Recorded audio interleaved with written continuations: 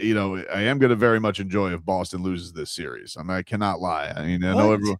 What? It would be oh my Oh goodness. my God, Oh, it'd be great. And the thing is, they're all going to be like, we weren't supposed to be here anyway. It was supposed to be a layover year. It was supposed to no, be a no, layover no, year. no. It doesn't work like that. Doesn't work like that. Once you're there, it it changes, right? Like they're the favorites to come out of the East. I could understand if they were the third, a fourth favorite, and then you could say something like that, This is the thing right? with Pat. But Yeah. if you're the favorite to come out of the East and you lose in the first round, there ain't nothing you can say. See, this is the thing with Pat Riley's comments the other day where he's talking about the Heat. He didn't really fear anybody in the East. And that he thinks the only elite teams are San Antonio and OKC, which Yeah, I don't say again, Vlad. I was like, really? Like you couldn't even beat some of the bad teams in the East. So for you not to fear, I know you won 2 games against New York, won a couple of games against Detroit, but that was also early in the season. Well, and I think the thing is like his point probably isn't wrong because if you look at the landscape of the league, those probably are the only 2 elite teams. Not that the Knicks couldn't beat them if things go their way, or Cleveland couldn't beat them if things go their way. But what has the Heat done to even be in the weight class of the teams that you don't even consider a threat? So while like overall his point wasn't incorrect, probably about the landscape of the league.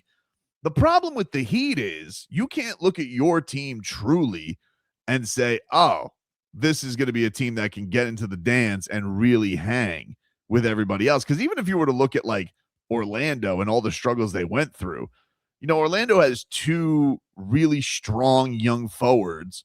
They added Desmond Bane this year. Anthony Black has kind of come into his own. You always know Suggs going to play well, and they have the size of Wendell Carter. For the Heat, the problem with them is as mishmash as Orlando was, they have an identity. You know what they are. You know what they're going to bring to the table. The problem with the Heat by the end of this season is like they didn't have anything. And he mentioned the continuity and the problems with the injuries and all that type of stuff, which is fine. And he didn't want to make any excuses. But I don't know how you could have looked at this season and the way, especially that it ended in the last 3 weeks, and thought that you were one of the teams that could have even been like the surprises. Like, could they have done what Philadelphia is doing right now? Because the one thing with the X factor of Philadelphia is, hey, they were going to get Paul George back, even if Paul George is a little over the hill, long in the tooth, and not doing steroids anymore. And Joel Embiid is, when healthy, still going to be 7'3" and a tough cover. What was the X factor the Heat were going to add to their team coming into the postseason? That Tyler Hero and Norm were going to figure it out. Like, that's the only thing with Pat. It just rings hollow for me with looking at this team. There wasn't really anything. If you would have told me, hey, we've shelved the Olay twins, one of them's gonna be in there, but you're gonna do this with young, scrappy guys, and you're gonna give Pelle Larsson and Jaime their first experience, and Kalel, you're gonna be committed to that. Then I would have said, all right, let's see what it is. But I do worry about the Heat still having delusions of like, bro, if LaMelo Ball doesn't trip Bam, we're in this. We're basically the Magic. Like, I worry about that. That sounds like something you would say. But I didn't this year. And if I'm not saying it this year, if I'm not saying it this year, that should tell you something. I know, but how you gonna get mad if somebody in the Heat organization would say that when you've been saying that for the last 5 years? But when I've said it, it's been right. When I've said it, they've come out of the play in 3%. If they said I know when to pull the trigger on things like that and go Heat in 5. You can't sit here and say Heat in 5 because LaMelo Ball broke Bam's back. Like, you can't do it. He went out there, and if you would have gone and played, let's play this scenario, Leroy. Okay. Do we really think that if the Miami Heat would have played Orlando in that play-in game in Orlando, that they would have finally conquered them? No, dude.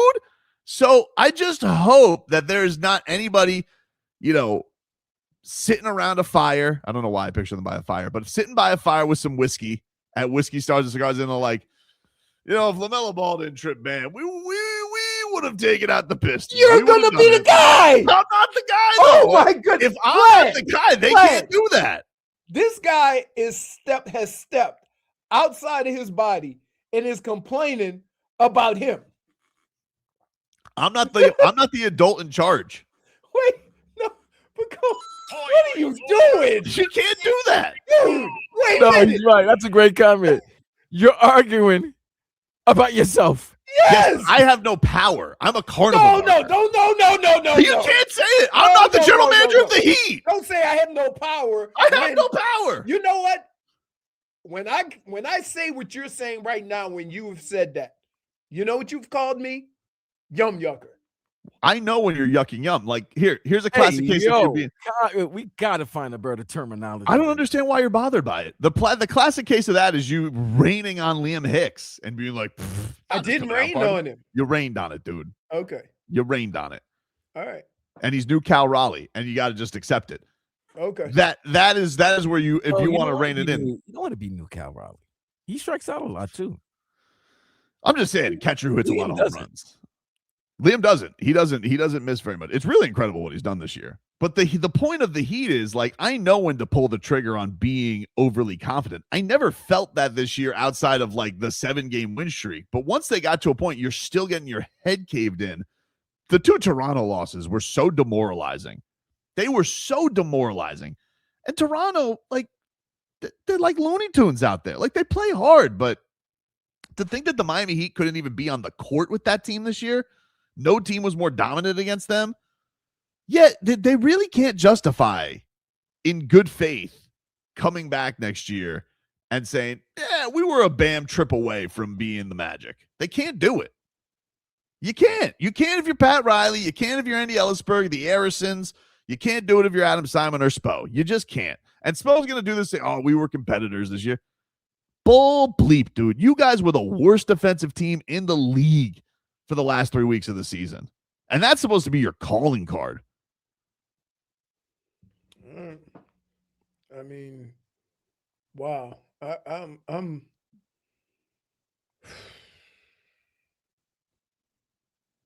taken aback by this. Don't really understand why. If you, hey, you're serious. I'm not doing a bit. Yeah. I don't really understand why you think I'm doing a bit. Like, I'm not finding this to be a laughing matter. You're sitting here being like, yeah, but you're always but I'm not right now. You saw this team and I never was this year on them. So if you've been, you think the Heat can justify that? No. So you agree absolutely not. So you agree with but I didn't think you could justify it in the years past. Talking about if so and so, if this would happen, Heat and 5. If the Heat, but it has been Heat and 5. They have in years past. It has been Heat and 5, mostly surrounded Jimmy Butler.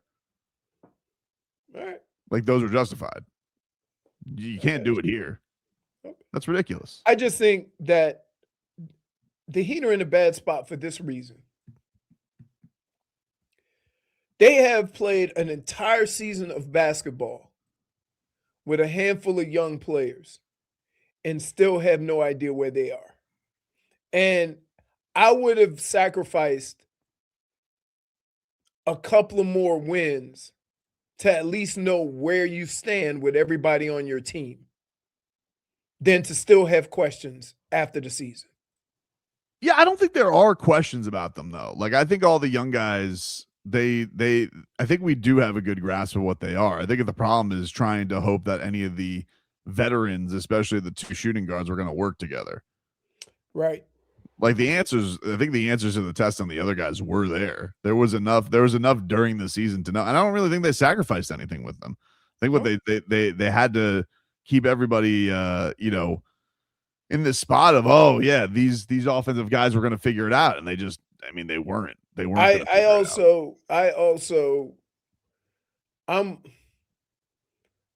don't know how to say this, but I'm going to say it just because if I try to say it in a different way, it ain't going to come out right.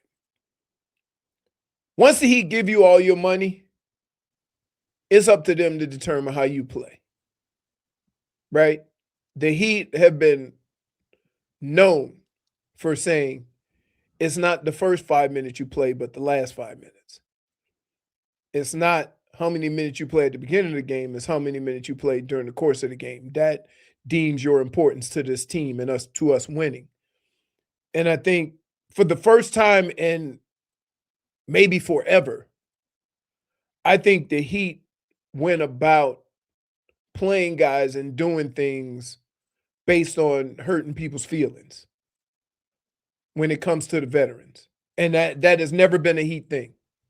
Yeah, but look, I will give them the idea. It was a tough situation. I mean, like, it's tough to tell Norman Powell when you start the year as an all-star, hey, you Yeah. got to now go to the bench. And then it's tough, when you keep yo-yoing them both back and forth. Like, I can understand that being annoying as a player, but I just think the problem was you probably should have recognized that. I think, like, we could have looked back to, like, the first time it looked like the team was slipping and been like, oh man, this ain't gonna work. Maybe we should move Right. these guys. But again, in order to do that, you might have to hurt some feelings. Yeah, unless you trade them. But you see what I'm saying? And that's the thing that between Pat and how the Heat do things, this is the first time where they've like cared about Not feelings of true. They did players. that with Terry Rozier too. They really ran Terry Rozier into the ground trying to make that work, Yeah. trying to make Well- themselves look good for a Well, stupid they trade. almost did it for him because they didn't know how much longer they were going to have him. Well, I mean, that certainly was a surprise, but also they wanted to not look like idiots for trading a first round pick for him, which they did. Right.